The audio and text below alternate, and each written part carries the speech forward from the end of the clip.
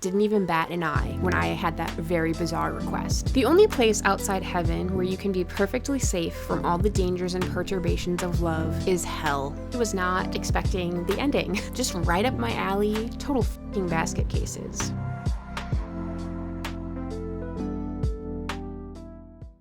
Hi, I'm Sam.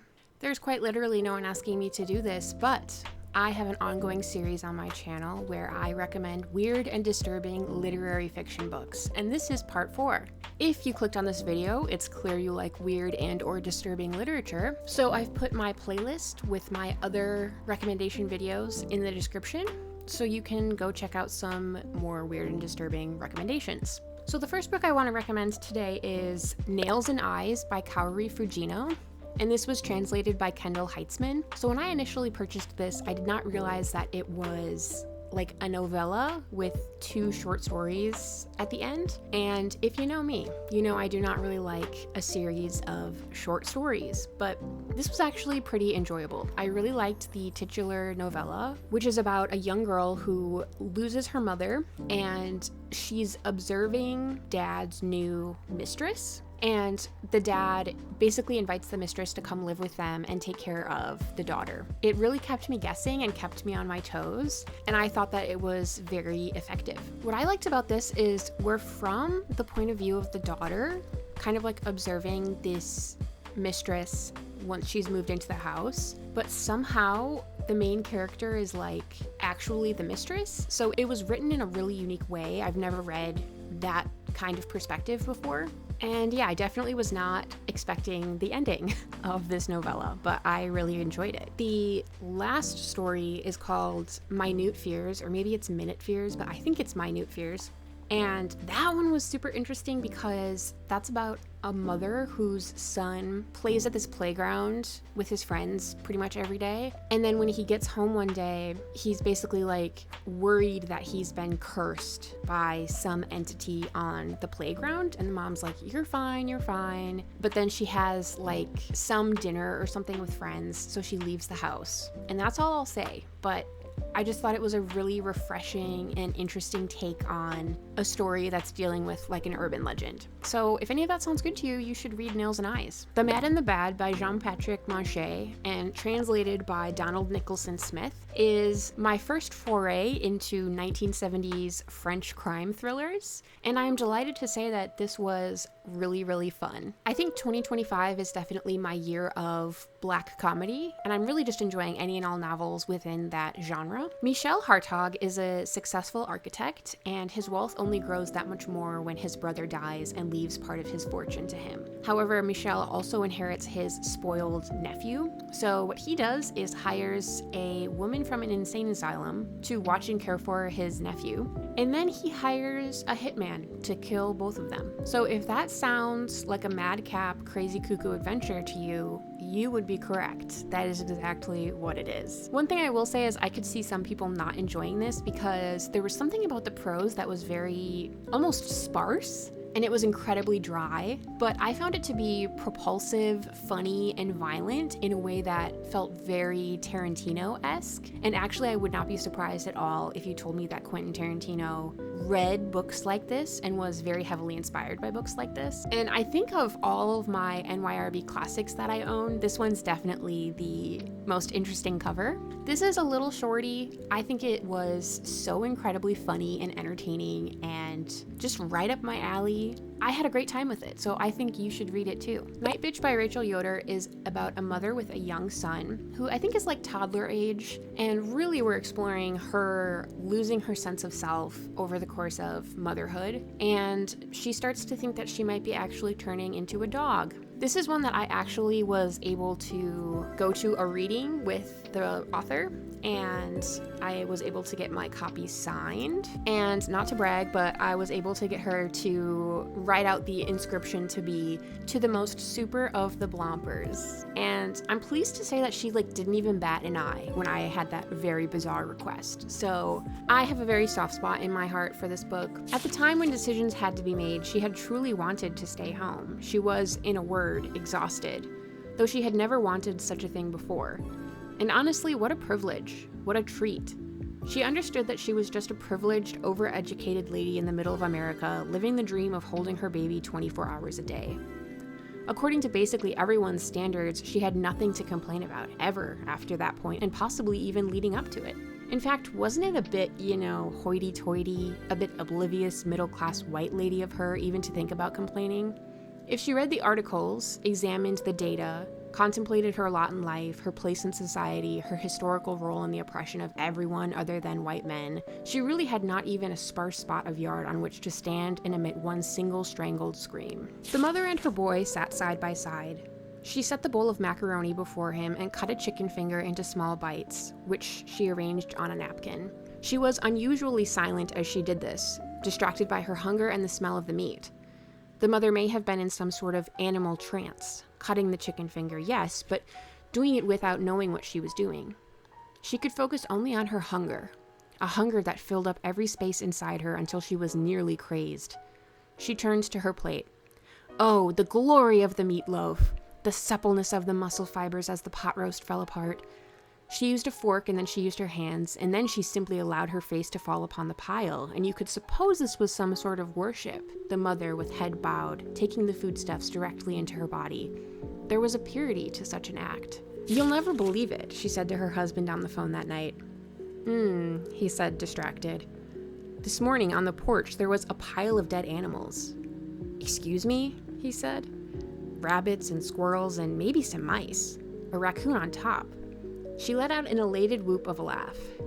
"That's strange," her husband said.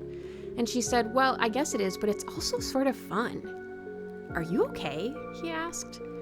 "I feel wonderful," she said. "Better than I have in months." "Well, that's good news," he said. "Is it?" she asked, laughing. "I mean, is it good news for you?" "What's that supposed to mean?" he asked.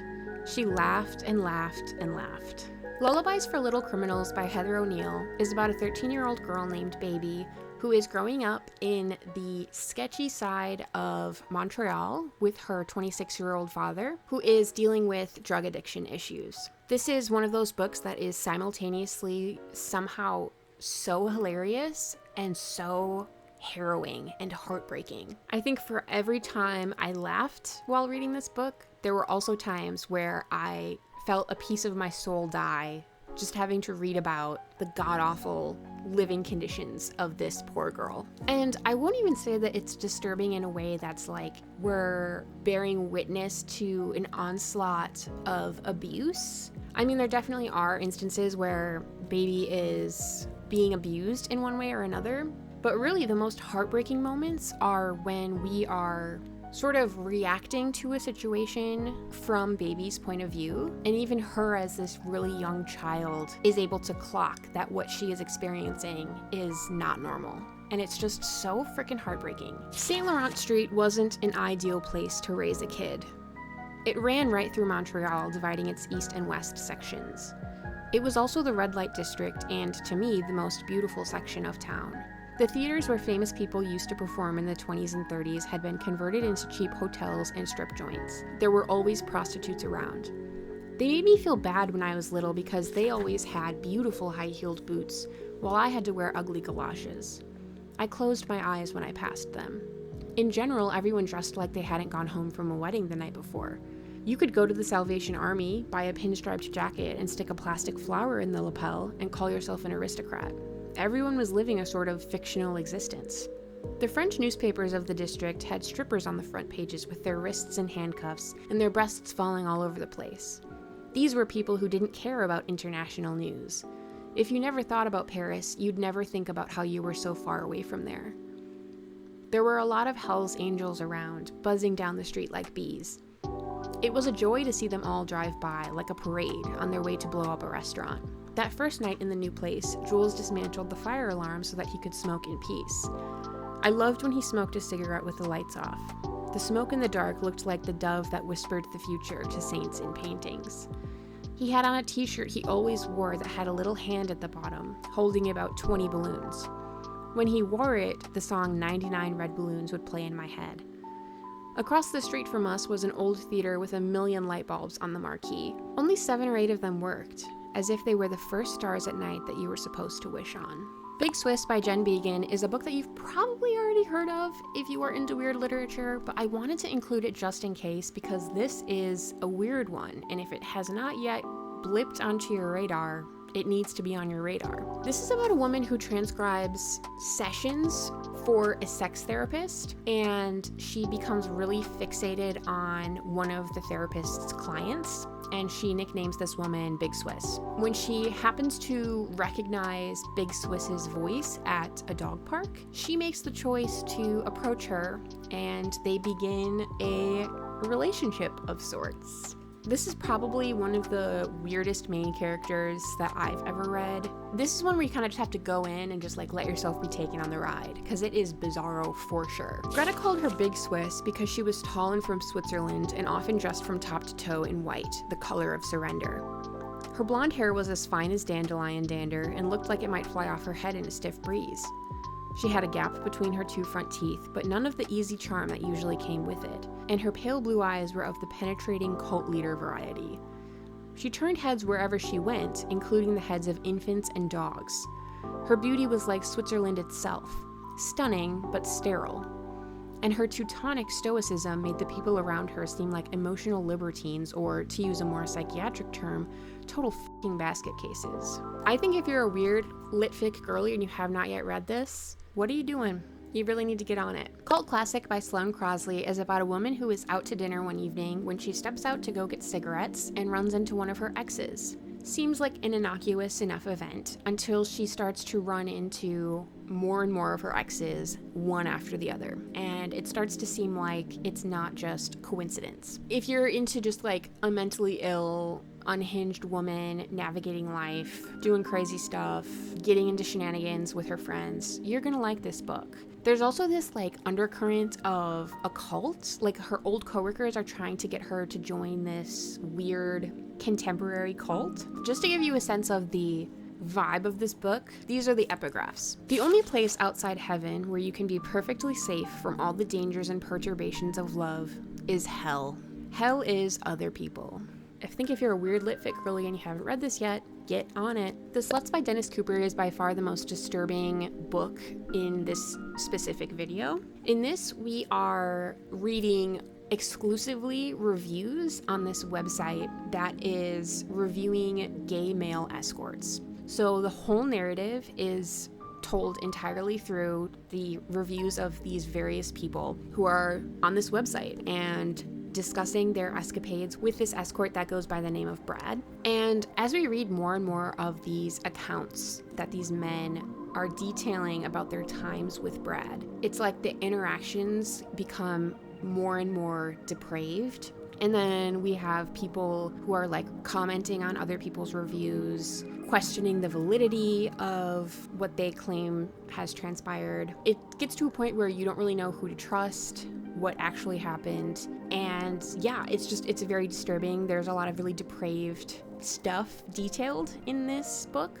So this one is definitely on the more disturbing end, but I think it was very successful. I thought that the narrative structure of being told exclusively through reviews on a website is extremely impressive and unique. I think I said this once before when I talked about this book already on my channel, but this is one where you almost kind of have to read a physical copy because the people on the websites just have their like usernames. So it's kind of hard to keep track of who's who just by their usernames. So I found myself flipping back a lot to be like, who is this person? I forgot what his interaction with Brad was previously. But apart from that, this one is weird and disturbing, and I think you should read it. Okay, guys, those are 7 more weird and disturbing literary fiction books. I have personally read and enjoyed all of these, and I hope you do too. So you can like this video if you want, comment, let me know if there are other weird and disturbing literary fiction books that I should read. I would say that that's definitely my favorite genre of books to read. I'm always looking to fatten up my TBR, so let me know. You could subscribe if you want, and I just want to thank you so much for watching. I'll see you guys in whatever video I make next. Love you. Bye.